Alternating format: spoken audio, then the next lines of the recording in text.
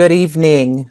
My name is Tracy Johnson, and I have the honor of serving as the Dean of the Division of Life Sciences here at UCLA.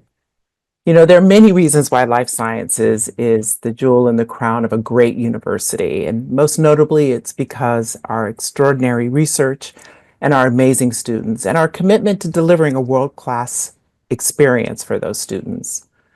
The Division of Life Sciences at UCLA has grown to become the academic home of the largest number of undergraduates of any school or division at UCLA. And our students have the opportunity to do cutting-edge research and work in labs with world-renowned scientists at a top research university. Our faculty and our students share the goal of using science to solve society's most urgent challenges. And today's discussion is just an example of that. I welcome you to our Let's Talk Science on the science of reproduction and the future of reproductive care. Hosted by the Division of Life Sciences, the Let's Talk Science lecture series highlights UCLA's research expertise on today's most urgent issues. And we take a critical scientific look at questions from different perspectives. In the past several years, there's been far too little of the dialogue and decision-making around reproduction and reproductive care that's been based on scientific research. Yet science is a foundation upon which health and policy professionals can make rational and informed decisions on topics that impact everyone. Today, at a time when discussions of reproductive biology have been driven by politics, we want to tackle important questions from the perspective of a physician who specializes in reproductive endocrinology and fertility, to a scientist using donated IVF embryos in her research, and a physician scientist who's an expert in genetic testing, and with a lawyer with expertise in reproductive rights, law, and policy. Together, they will discuss the current and future landscape of in vitro fertilization, or IVF. The emphasis of this panel is on increasing utilization of cryopreservation to improve IVF outcomes. Embryo cryopreservation, also called embryo storage, has created new scientific, ethical, social, and legal challenges as people start to build families with IVF. So following their conversation, I will join them to pose your questions. So we look forward to taking questions from the audience, which you can submit through the Q&A feature at the bottom of your screen. Please feel free to submit your questions at any time, and note that the chat function, importantly, is turned off. So please use the Q&A. And our hope is today's event will not only enlighten, but also spark conversation. And we encourage you to make a difference with the knowledge that you gain. So it's my pleasure to introduce the first of our four faculty who will be speaking this evening. I am pleased to introduce to you Dr. Amander Clark. Dr. Clark is the director of the UCLA Center for Reproductive Science, Health, and Education. She's a professor in the Department of Molecular, Cell, and Developmental Biology, a member of the National Academy of Sciences, Engineering, Medical Health Science Policy Board. Dr. Clark created the UCLA CRSHE in the Division of Life Sciences as a platform to spark science-based conversations around the most pressing issues in reproductive health, and to excite the next generation of scientists and scholars to apply scientific principles as a core tenet to reproductive justice movement. Dr. Clark is an award-winning scientist and internationally recognized expert on topics in stem cell biology and reproductive science. Professor Clark is regularly invited to speak on her lab's research, which has focused on using stem cells to understand fertility and infertility. She is also a key thought leader on the international regulatory framework for the use of stem cell-based embryo models and embryos in research practices to improve IVF. So please join me in welcoming Dr. Clark. Thank you so much, Tracy, for that introduction. I truly appreciate the opportunity to be able to talk about this topic together with you, together with the general public and interested people who are on our call today, and also with my esteemed colleagues in different areas and aspects and point of views around reproductive health and care as it relates to IVF. So today I'm going to be introducing the topic of Let's Talk Science. In particular, we'll be talking about in vitro fertilization. And I am, as Dean Johnson mentioned, the director of a new center at UCLA, the Center for Reproductive Science, Health and Education, where the vision of our center is a future in which reproductive policies and care are based on rigorous science, and access to this care is more equitable. So to level set everybody on this webinar today, what is in vitro fertilization? IVF is a medical procedure that is used by members of our society for the process of building their family. So what you're looking at here is an embryo that was fertilized in vitro, and it is undergoing growth in order to form this structure, which is a blastocyst. The blastocyst is a type of embryo that is used for transfer in order to establish a pregnancy. So IVF is used by people who have problems starting a family through their biology and will require in vitro fertilization in order to start a family of their own. In vitro fertilization is also used by same-sex couples because the gametes of the same sex are not compatible with in vitro fertilization, and so therefore will need to use donor gametes in order to start a family. In vitro fertilization has been used for decades, and its use in society is increasing. As a byproduct of the medical procedure of in vitro fertilization is the generation of excess embryos, which are placed into storage. So this leads to some large questions, which is what we're going to be tackling today in this webinar. So what are some major reasons why embryos are stored? So we're going to talk about how embryos are stored because they're often used in order in order for another round of transfer for future options for parenthood. There's also increasing movement in the in vitro fertilization practice towards single embryo transfer. So rather than pregnancies downstream of IVF resulting in twins and triplets, multiple babies, instead single embryo transfer will lead to the birth of a single baby. Another reason why excess embryos are made and put into storage is through this process of genetic testing. So testing the DNA of embryos in order to evaluate their genes to select the embryo that will be used for transfer and those that will remain in storage. Once family building is finished, choices need to be made, and that's what I'm going to talk briefly about today, and I'm looking forward to discussing with more in the question and answer time.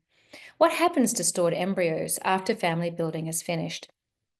And we're going to end today with a lawyer who's an expert in reproductive law, talking about the impact of the emerging personhood laws in the United States and how this can impact embryos in storage and also potentially the practice of in vitro fertilization.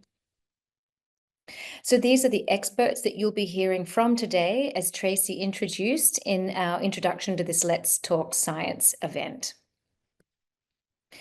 So what happens to stored embryos? What happens when family building is finished?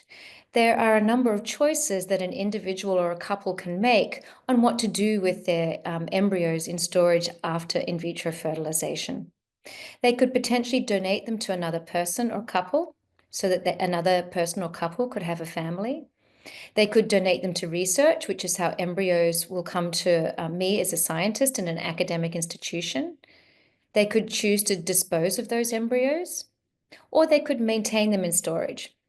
And when you look at the data on what individuals and couples do with these embryos, maintaining them in storage is by far the largest aspect of what happens to embryos following in vitro fertilization, is just to maintain them in storage. Decision making around what to do with embryos that are left over is very, very difficult and very, very personal. Hence, that is why they tend to be maintained in storage. So when I started my research program at UCLA, this was in 2006, when this was the era of stem cell biology and regenerative medicine. And so we were using donated embryos at UCLA in order to derive new embryonic stem cell lines that could be utilized in regenerative medicine strategies. So this is one of the embryos that was donated to us at UCLA in order to create stem cell lines for research. So what you're looking at here is an embryo that has been evaluated with proteins to look at its inner cell mass, which is composed of these cells labeled in green, which are the pluripotent cells, the cells that would make the embryonic stem cell lines, versus the ones in blue, which are the ones that will make trophoblast and the placenta, and then the ones in red, which will make other parts of the extraembryonic membranes. So we were using embryos to derive embryonic stem cell lines, but you can appreciate that using these embryos can help unlock knowledge about the biology of the embryo and teach us about how to potentially improve culturing embryos in vitro and improve in vitro fertilization outcomes for future individuals who decide to go through this medical procedure. So your question you might be asking yourself is, why use embryos in research? Why would a couple choose to donate an embryo to research? One option would be to be using them in regenerative medicine and stem cell therapies, or developing strategies for regenerative medicine and stem cell therapies. And that's why they would be donated to a stem cell lab. Another reason would be to donate embryos to improve the technology of in vitro fertilization. It's important to be aware that IVF is not always successful. And in fact, IVF is successful on average less than 50% of times. So the only way to improve in vitro fertilization is to perform more science in order to figure out how to make IVF better so that IVF is more affordable and accessible to those who need it and choose to have it.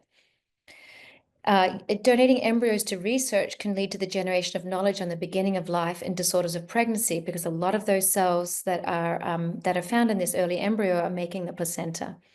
And through this, we could develop safe and effective strategies to prevent disorders of pregnancy and to maximize maternal and child health.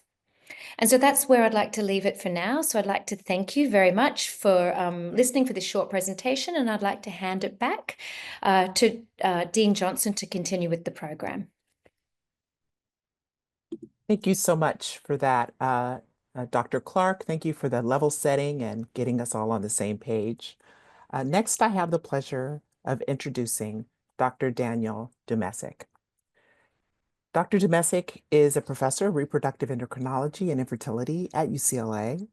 His clinical and research interests include female infertility, IVF, and polycystic ovary syndrome.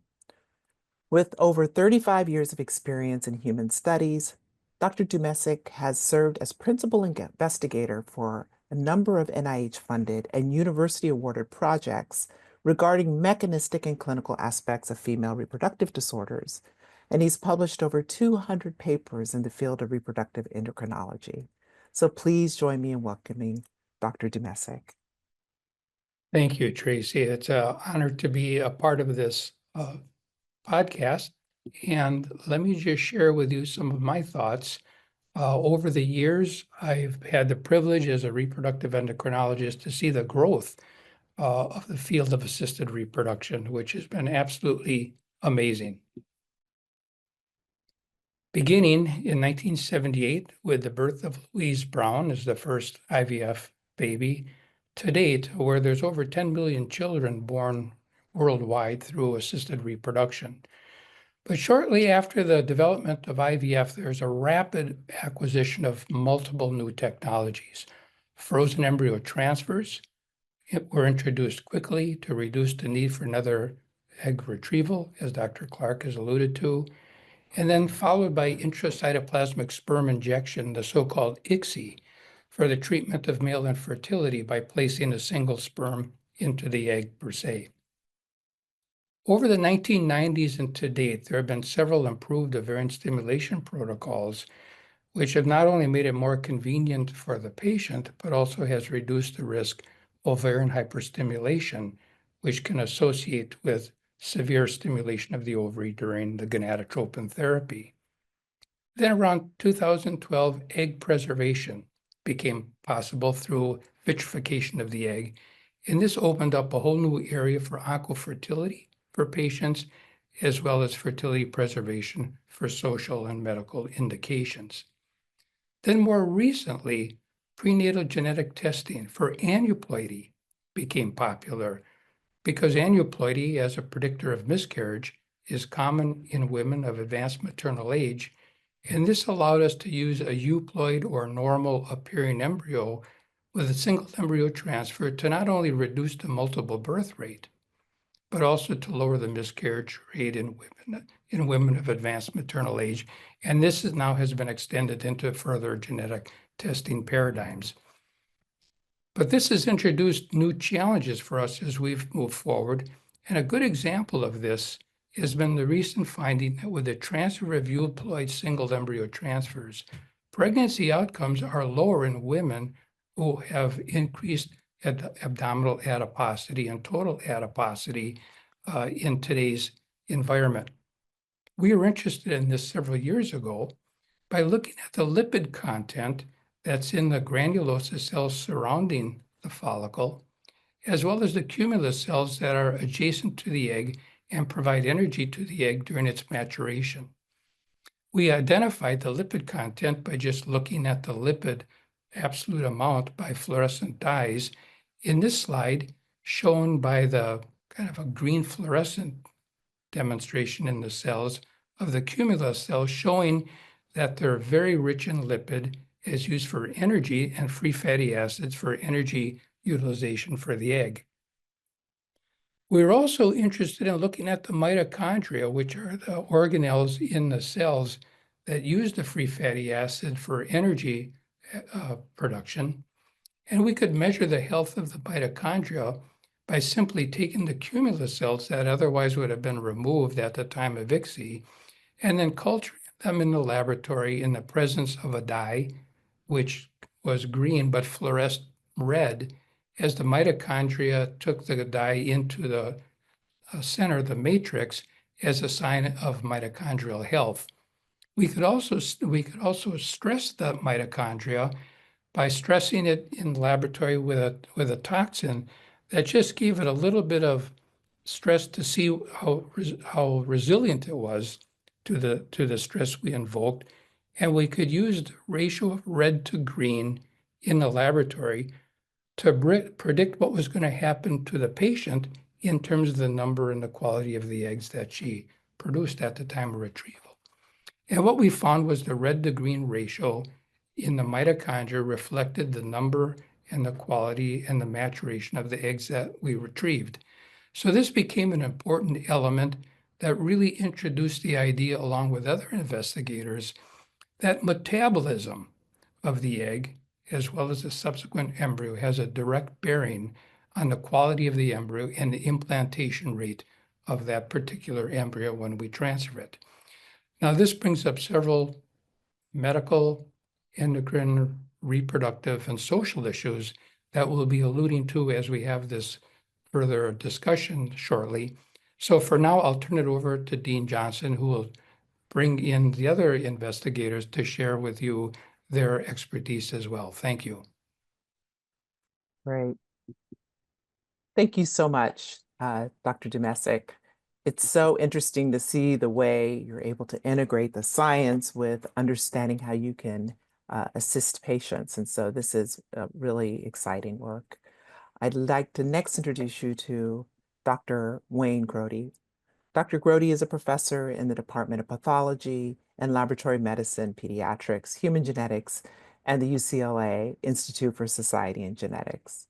He's the director of the Diagnostic Molecular Pathology Laboratory within the UCLA Medical Center, and one of the first of these facilities in the country to offer DNA-based tests for diagnosis of a wide variety of genetic, infectious, and neoplastic diseases, as well as bone marrow engraftment, patient specimen identification, and paternity testing by DNA fingerprinting. So please join me in welcoming Dr. Wayne Grody. Thank you, Tracy.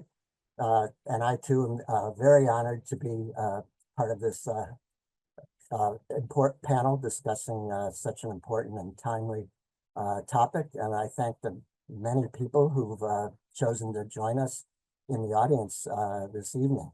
So as you heard, I'm a medical geneticist, and I see patients with genetic disorders, and I also do genetic testing.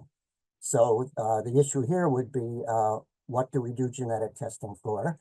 And can it be done on IVF embryos? Now, there are many kinds of genetic testing, but we're focusing on what I've pictured here and with what Dr. Clark already spoke about, which is the DNA molecule, the genetic material in the embryonic cells. And so this is also called molecular genetics or diagnostic molecular genetics. And there are several applications of that. And here I'm talking not just about embryos, but postnatally, newborns, adults of all ages. So we can do molecular genetic testing to find a mutation that we suspect might be in a gene that would explain the patient's symptoms. So if we have a young child with lung disease, we might suspect cystic fibrosis, and we can do a test specifically looking for mutations, changes in the genetic code in the cystic fibrosis gene. Similarly, we can do carrier screening. And in fact, our group at UCLA was responsible for getting nationwide cystic fibrosis carrier screening implemented in the early 2000s. So all pregnant couples must be offered that test. They don't have to take it, of course, but regardless of whether they have a family history of that disorder or not. And also there are many other diseases, recessive diseases that are targets of carrier screening, sometimes depending on ethnic group, and others that are also now universal.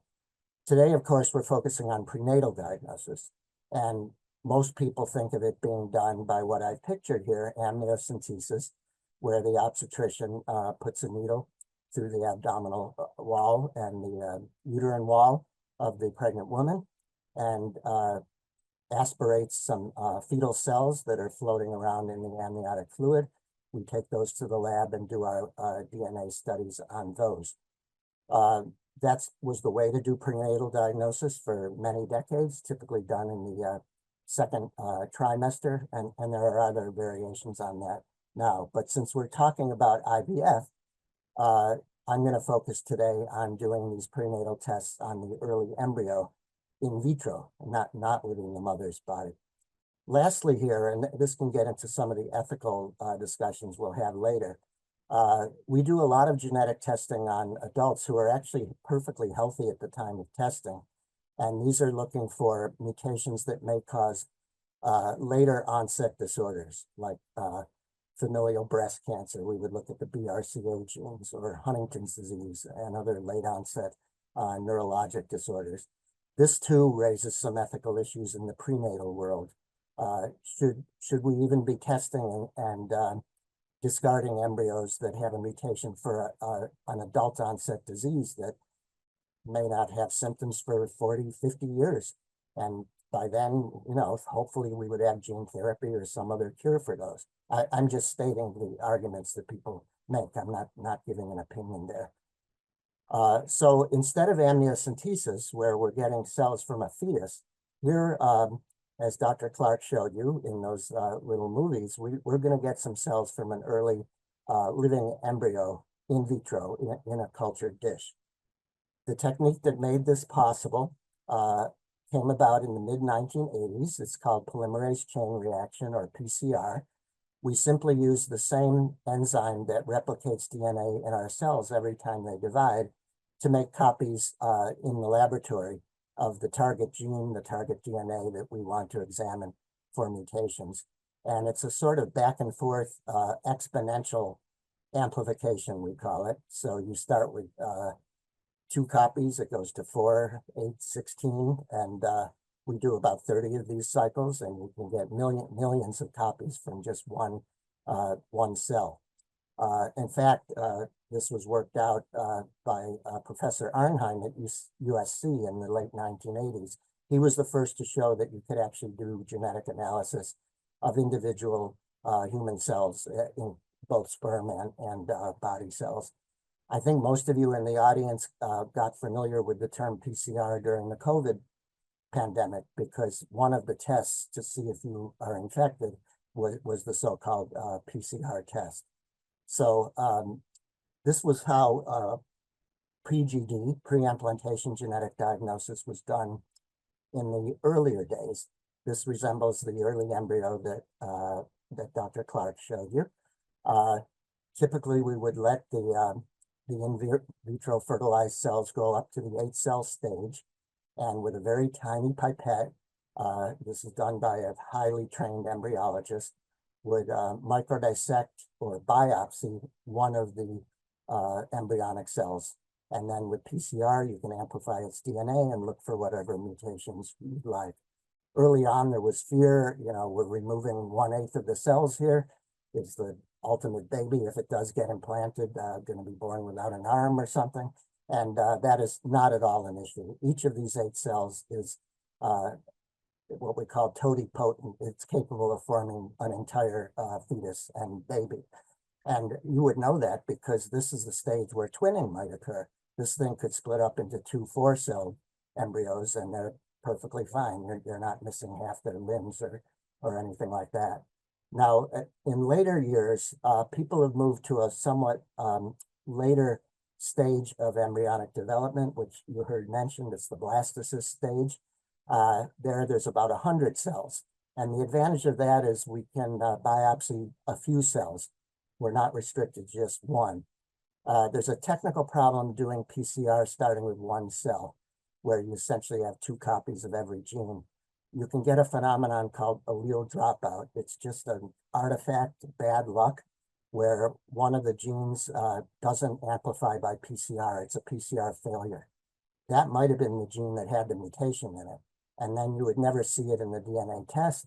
You would implant the embryo thinking it's a normal embryo, and then the couple would give birth to an affected child.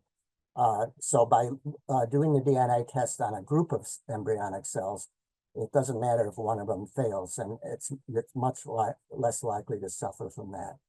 I wanted to show one last slide that takes us a little beyond diagnosis and into therapy. You've all heard about gene editing, the CRISPR technique. The Nobel Prize for that was given a few years ago. It sort of has supplanted the old gene replacement therapy as a way to treat the fundamental defect in a genetic disease. And it's very refined, it's very specific, and it could be done on individual human cells.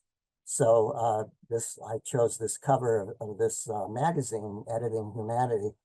The fear is, would people use embryos created by IVF, either deliberately because the couple wants it or without their knowledge, to do all kinds of sort of genetic engineering, maybe to cure disease mutations, but maybe also for other traits shown here, like perfect pitch, which some people would consider frivolous or trivial. I mean, if the ultimate adult of that fetus wants to be a musician, probably it'd be nice to have perfect pitch, but it's not something we would think to expend a lot of money on. And all of these procedures do have a risk of causing other problems. Also shown here is preventing Alzheimer's and breast cancer and strokes. Well, those are all adult onset diseases. So just as I mentioned, you could object to eliminating embryos who are at risk for some disorder that won't happen for decades. How would you justify treating them by gene editing, which brings its own risks of causing other unwanted problems for something that won't even be an issue for a long time? And I'm sure we will get into that in the general Q&A session. So thank you again for inviting me. I'm looking forward to the general discussion. Thank you so much, Dr. Grody. And you've definitely piqued our interest in continuing that conversation about such an important and fascinating topic. I'm now really honored to introduce our last speaker, Melissa Goodman. Ms. Goodman is the Executive Director of the Center on Reproductive Health Law and Policy at UCLA Law. She is an internationally recognized expert in reproductive rights and gender equity constitutional law and policy. For the last 20 years, she's conducted and published research, crafted and helped implement new innovative laws and policy, devised creative and legal and litigation strategies, and conducted public writing and speaking to expand access to reproductive rights and justice in the United States. She's been a powerful voice, and we are honored to have her voice with us here tonight. So please join me in welcoming Melissa Goodman. Thank you so much, Dean Johnson. I'm so incredibly delighted to be here. I love getting time to spend with my colleague scientists, and I'm excited to talk about particular aspects of some legal and policy dimensions of this. I will not get into all dimensions. But first, you've heard about me, so we will skip that. Just to tell you 2 words about my center, which is a relatively newish center here at UCLA. We're an independently funded think tank and research center, and we were really created to develop long-term solutions that advance reproductive justice while also addressing the current national crisis in abortion access. But one of the reasons I'm here today is that we are an interdisciplinary team of lawyers, policy experts, scholars, and researchers that are working to do a number of things. One of them is increase access to abortion and contraception, but there are many other things we're focused on that intersect with this conversation. One is ending racial and economic disparities in maternal health outcome, and most directly here is supporting people who decide to build families. That includes assisted reproduction related policies and economic justice for families. But I'm going to dive us in. The primary topic I'm going to talk about, I'll try to do it briefly so we have time for questions, is the concept of fetal personhood and how in the law and how that plays into the storage and interesting questions we've been talking about. So starting at the very basic beginning, what is fetal personhood? It's not a phrase that really rolls off the tongue very easily. It is the idea of the law giving, or policy giving, full legal status of a full-born person to an embryo or fetus before birth. That's the basic idea. And one of the things we're going to explore a little bit is the idea that if embryos are legal people, one of the goals of having that be true is that they could be granted specific rights under state laws or constitutions, and that embryos or fetuses could be given rights like due process, equal protection, or the right to life. And one of the interesting dilemmas in this is that it raises a lot of questions about how and when the rights of embryos, if we had a regime of fetal personhood, could potentially trump the rights or interests of patients and the living born people. And how does that interact with current medical standards of care? This enacting the idea of fetal personhood into the law in various ways has been a primary aim of the anti-abortion movement for decades. And while it may not always be directly motivated at impacting IVF, it does have impacts on IVF and other forms of assisted reproduction. Very quickly, I'm going to try not to be heavily legal, but the one legal thing I have to say is that this conversation, though there has actually been fetal personhood laws on the books for many years, even when Roe v. Wade was the federal constitutional law that governed things, the landscape was different. Roe, the Supreme Court's decision in Roe, which declared that there was a federal constitutional right to, as part of the decision if, when, and how to have a family, to have an abortion, Roe actually rejected the concept of personhood. It did so explicitly. It said fetuses, embryos, fetal tissue, they don't have separate legal rights before birth. The decision did recognize that the state had an interest in potential life, but that wasn't the same thing as saying embryos or fetuses have separate legal rights. As we likely all know, Roe has now been overturned by the Supreme Court in the Dobbs decision, and that means all parts of Roe, that all the things that Roe said, are potentially up for grabs. So this legal question could be up for grabs as well. And Justice Alito, who wrote that decision, and also some other Supreme Court justices have said things in their opinions since Dobbs or in other legal writings to suggest and signal an approach to openness to the concept of fetal personhood. And the last legal thing I want to say is that since the overruling of Roe, there's obviously been a huge flurry, as people know, of laws in states to ban abortion or severely restrict it. Many of those are written in a broad and vague way that include attempts to create fetal personhood in the law that may have some impact on IVF and fertility care, even though they are directed at banning abortion. So very quickly, and two caveats about this map. This map was something I created a little over a year ago. So this is not the totally current picture, but it is largely still accurate. We're in the process of potentially updating this. I just want to show you what the map looks like in terms of laws where there is personhood language that is potentially inclusive of IVF practices and could impact IVF practices. The most important states here are the dark blue ones. Those are states where, I won't bore you with what all their laws say, but have some concept of the idea that life begins at conception, or life includes fertilization to birth, or some large declaration of the law protecting all unborn people and things in all their forms.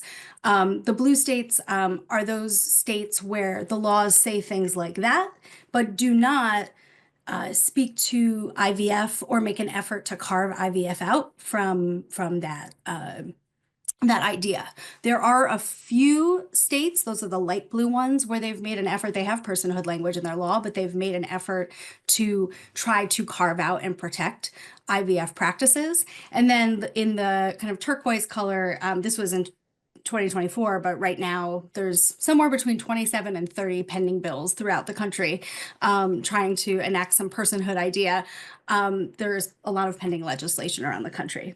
So I'm not going to here answer a lot of legal questions because a lot of these are very unresolved questions, but I wanted to give folks a flavor of the complicated legal questions that arise if you do standard IVF practices through about embryo storage, which we're talking about today, through the lens of being in a state where there is full legal personhood granted to an embryo.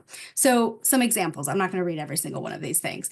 We've talked about the frequency with which embryos are stored and frozen.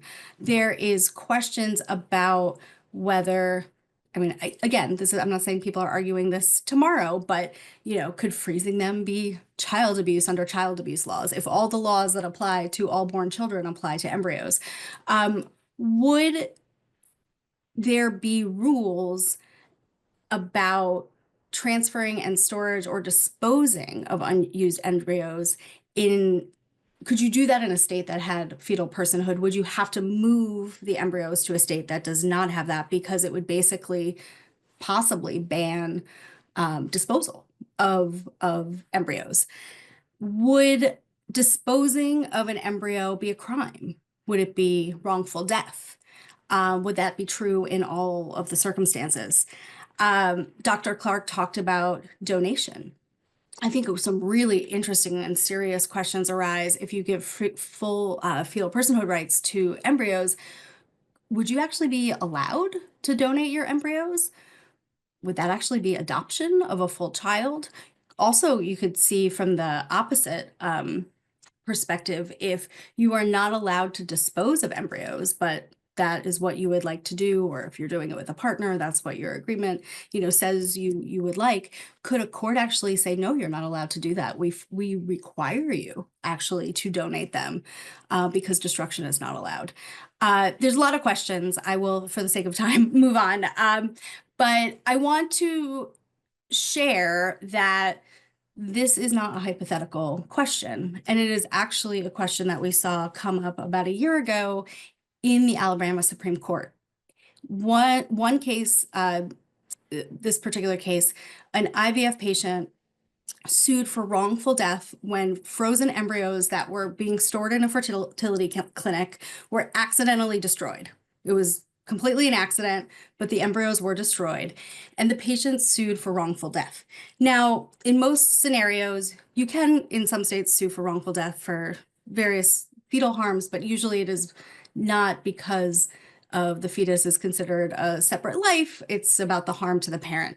So in order for these plaintiffs to win, the Alabama Supreme Court actually had to find that they could sue for wrongful death and that the frozen embryos were legally like born children. And that is precisely what the Alabama Supreme Court did. When the Alabama Supreme Court did this, there was very immediate sort of like panic and confusion within the IVF community, and no one really knew what to do. There was a number of clinics who just stopped providing care altogether for fear of legal liability. Some places started shipping stored embryos to another place, and a lot of chaos ensued. There was a legislative fix in Alabama, but it was a very partial fix. They did not change personhood law in Alabama. Alabama's law clearly recognizes life beginning at conception, and that is still true, but they basically enacted some limited liability for people involved in IVF. So that is not hypothetical. Last thing I'll say here is anticipated threats on the federal level. President Trump and certainly, in the political realm, anti-choice candidates are out there often declaring deep support for IVF. Many people are aware Trump signed an executive order proclaiming that he wanted to make IVF more accessible and affordable to people. That is certainly something that has been done. But there are many, many more things that are simultaneously happening, where you see the idea of defining life at conception and saying embryos and fetuses are legal people in the law happening. And those two concepts are pretty incompatible. Defining life at conception and enacting fetal personhood is a central feature of Project 2025, part of the Republican platform. It's starting to show up in executive branch regulations. So it may have actually been the same day as the IVF order. President Trump issued an anti-trans executive order that, in its definition of gender, defined gender being defined at conception as a way to sort of sneak in the idea of fetal personhood. We're seeing it in bills in Congress, and I'll just point out that Congress has actually repeatedly voted down IVF protections. And we're seeing a lot of IVF science and infrastructure and funding being eviscerated. And if people want to read more about that, we actually have a pre-election explainer that I'll put in the chat, something we wrote. But appreciate your time and happy to be here. Thank you very much, Melissa. And so now it's time for us to have a conversation with our speakers and to address as many of the questions as possible. So we'll start with a few that have been submitted by our audience. And as a reminder, please feel free to submit questions in the Q&A. I think I'll start with you, Dr. Clark. And maybe you could say something in connecting some of the things we've heard with the scientific research that you've alluded to. Are there policy barriers to improving IVF outcomes through scientific research?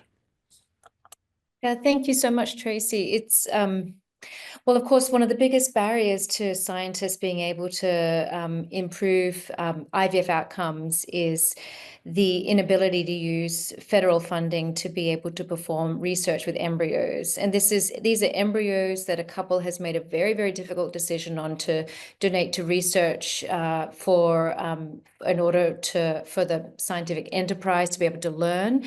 And so because of a Dickey-Wicker amendment, which is a rider on the budget, embryo research in the United States is not possible with federal funding. It is possible, of course, with private funding or funding that doesn't come from Health and Human Services. But, the best well-regulated science is done by funding from the federal government. And so by taking away the capacity for a scientist to be able to perform well-regulated, ethically responsible research under the typical infrastructure of the NIH has sort of pushed scientific research potentially in these areas into places where it's not as well-regulated, or into countries where it's not as well-regulated. So I would love these innovations to occur in the US by US scientists. But right now we're working with our hands tied behind our back. Thank you. Thank you so much for that answer, Amander. And maybe another question, and I'm going to pose this question to Dr. Grody. I was wondering if you can say a little bit more about where the current state of things are with respect to the legality and the other ethical considerations around genetic manipulation or genetic changes, gene editing of embryos. Sure, Tracy, be happy to do that. And I think although, we're mainly talking in this symposium about embryo diagnosis, it goes in hand that could also lead later to therapy, as I mentioned, and it now is possible to do it at the early embryonic stage using the new gene editing techniques.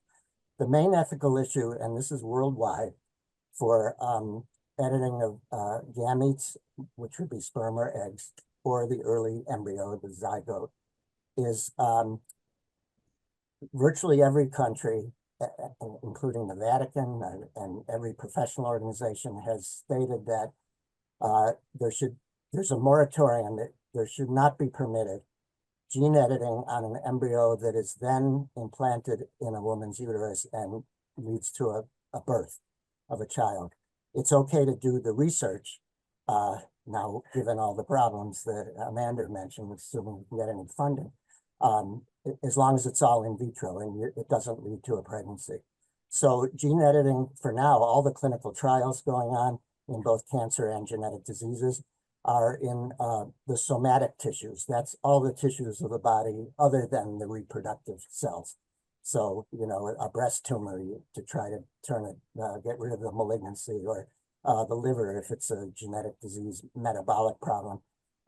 Those two can have health and safety effects, but it will only affect the patient that you're doing the editing on. That person could not pass it on to his children and then theoretically change the whole gene pool.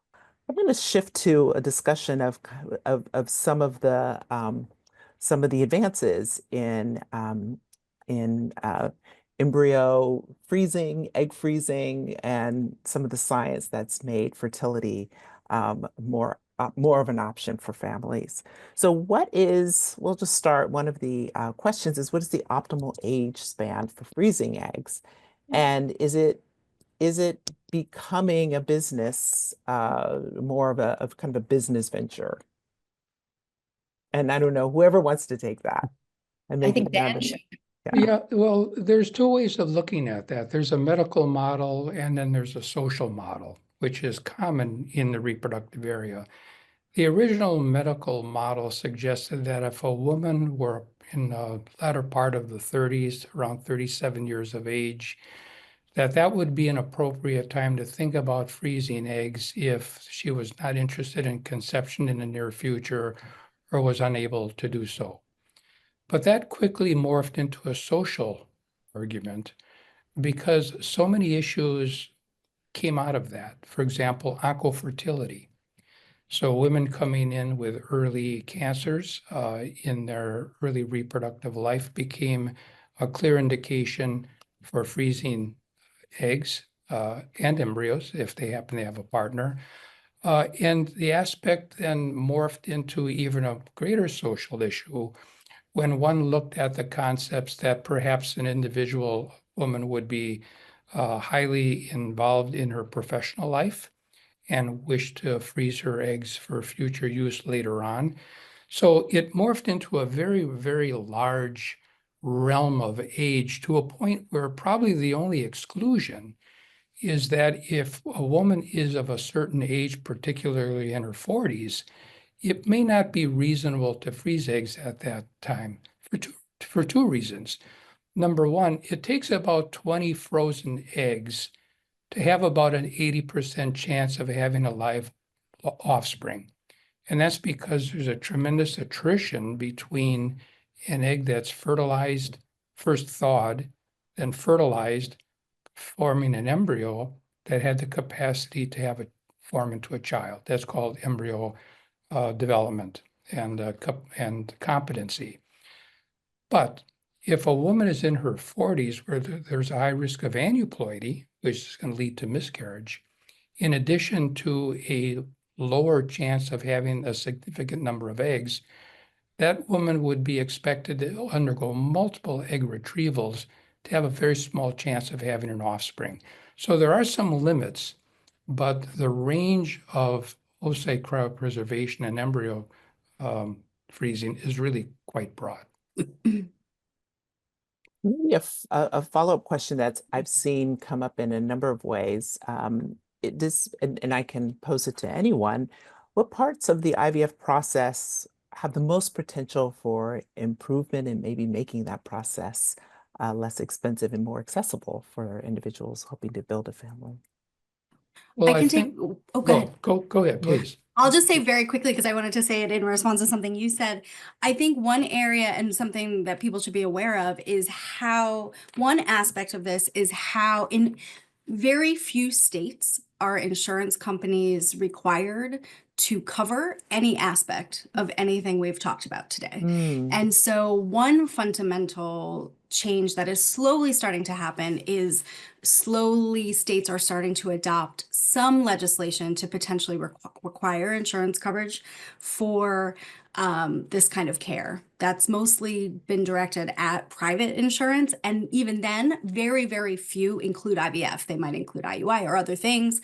And so that is something I think we have to make great progress on. Lots of other things, but I want to give other people space.